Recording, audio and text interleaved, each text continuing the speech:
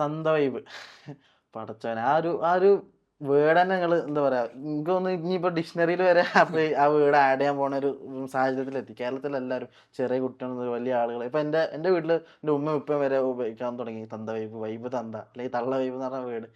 ശരിക്കും അതിൻ്റെ ഒരു ഉത്ഭവം അല്ലെങ്കിൽ അതിൻ്റെ ഒരു ഇതെങ്ങനെയായിരുന്നു, സ്റ്റാർട്ടിങ് എങ്ങനെയായിരുന്നു? അതായത് ഞങ്ങളെ കസിൻസിൻ്റെ ഇടയിൽ മറ്റേ മടിയൊക്കെ പിടിച്ചിരിക്കുമ്പോൾ കളിയാക്കാൻ വേണ്ടി യൂസ് ചെയ്തിരുന്ന വേർഡാണ് തന്ത വൈബായി എന്ന് പറയുമ്പോൾ. വയസ്സായി എന്നുള്ള ഒരു കളിയാക്കലാണത്. അത് ശരിക്കും സഫനാണ് ആ ഒരു വേർഡ് കണ്ടുപിടിച്ചത്? ഞാനല്ല, നമ്മളെ കസിൻസ്. അത് എൻ്റെ ഒരു കസിൻ ഉണ്ട് ഫാസിൽ എന്ന് പറഞ്ഞ, രാരു എന്ന് വിളിക്കല്. രാരു, മുബീൻ, റാസി, അങ്ങനെ ഇവര് സിനു, അങ്ങനെ കുറച്ച് ആൾക്കാരുണ്ട്.